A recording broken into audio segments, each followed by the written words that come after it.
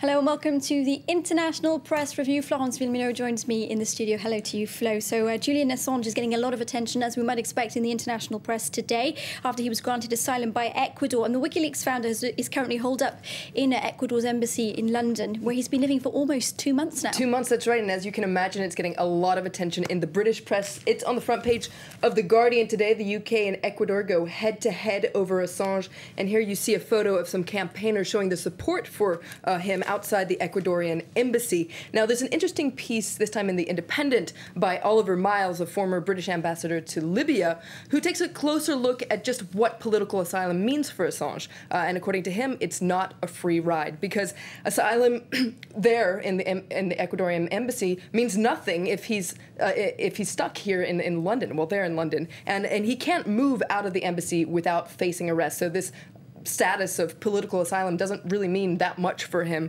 And according to this article, he could stay there for the next 15 years. Now, The Independent takes a closer look at just what kind of situation he would be in if he has to stay in the Ecuadorian embassy. They got to take a visit of the Ecuadorian embassy, and they say that it's not what you would call luxurious. It's quite a small embassy. There were no sleeping or washing facilities when Assange first went there. A shower has since been installed for him. I guess they weren't expecting a long-term lodger, were they? I don't think they were expecting him to stay so long. A couple of other perks in this embassy are paintings of tropical birds, according to this article, and all the takeaway food he can eat. But as you can imagine, I don't think he'd really want to stay there all that long. He might be getting fat there in the embassy, so not a place he'd want to hang out for a long period of time. And The Guardian's looking at some of the ways that he might be able to escape. That's with right. A bag over his head. Four ways to flee. Exactly. Dig a tunnel. Maybe he's digging a tunnel. Maybe we'll hear more about that later. But for the moment, The Guardian looks at 4 ways he could possibly flee. One of them would be that Ecuador would grant him diplomatic status, but that seems unlikely. He could also be smuggled out, maybe not with a bag over his head, but he could be placed into a crate or a bag that had diplomatic protection. But of all the ways The Guardian outlines, in each and every case, it seems most likely that he'll get caught. But his legal team is very determined to get him out of the embassy. And there's an interesting article in El Telegrafo, which is an Ecuadorian newspaper, and it takes a look at what the leader of his defense team, a former judge Baltazar Garzon, has to say about this. And he was interviewed in El País yesterday, and this article takes a look at just what he said. And he says that Great Britain is obliged to let Julian Assange leave. This, according to the Refugee Convention. And it says that the UK has to give him safe passage out of the UK, and if they don't, then his lawyer will appeal to the International Criminal Court of Justice.